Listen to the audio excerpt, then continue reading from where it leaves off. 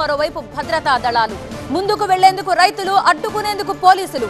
ఎవరి ప్రయత్నాల్లో వారు. పంటల కనీస మద్దతు ధరకు చట్టబద్ధత, రైతు రుణమాఫీ డిమాండ్లతో అన్నదాతలు చలో ఢిల్లీ మార్చ్ కొనసాగిస్తున్నారు. ఈ క్రమంలో ఢిల్లీ సరిహద్దుల్లో భారీ భద్రతా ఏర్పాట్లు చేశారు. కాంక్రీట్ బ్లాక్లు, బారికేడ్లు, ఇనుప కంచెలు, కంటైనర్ల గోడలతో దారులన్నీ మూసేశారు. ఘాజీపూర్ సరిహద్దు దగ్గర భారీగా బలగాల్ని మోహరించారు.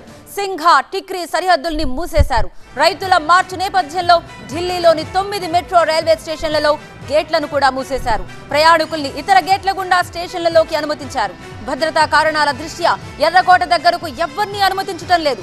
పంజాబ్, హర్యానా నుంచి వేలాది మంది రైతులు నిన్న ట్రాక్టర్లలో ఢిల్లీ వైపు కదలగా వారిని అడ్డుకునేందుకు పోలీసులు పెద్ద ఎత్తున బారికేడ్లు ఏర్పాటు చేశారు. బారికేడ్లు బద్దలు కొట్టి మరీ ముందుకు వెళ్లేందుకు రైతులు ప్రయత్నించడంతో పోలీసులు నిన్న బాష్పవాయు గోళాల్ని, జల ఫిరంగుల్ని ప్రయోగించారు. ఓ దశలో లాఠీ చార్జ్ చేయాల్సి వచ్చింది. దీంతో 65 మందికి గాయాలయ్యాయి. ఢిల్లీ సరిహద్దుల్లో నిన్న భారీగా ట్రాఫిక్ జామ్ అయింది. దీంతో ప్రయాణికులు తీవ్ర అవస్థలు పడ్డారు. రైతుల ఆందోళన నేపథ్యంలో స్పందించిన కేంద్రం కనీస మద్దతు ధరపై తక్షణమే చట్టం చేయడం కుదరదని తేల్చి చెప్పేసింది.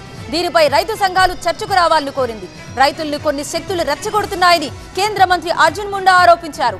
అనుకున్నదే తడవు, చట్టం చేయడానికి వీలు పడదని, దీనిపై అన్ని వర్గాలతో సుదీర్ఘంగా చర్చించాల్సిందని స్పష్టం చేశారు. అందుకోసమే రైతు సంఘాలు ఆందోళన ఆపి ప్రభుత్వంతో చర్చలు జరపాలని కోరారు.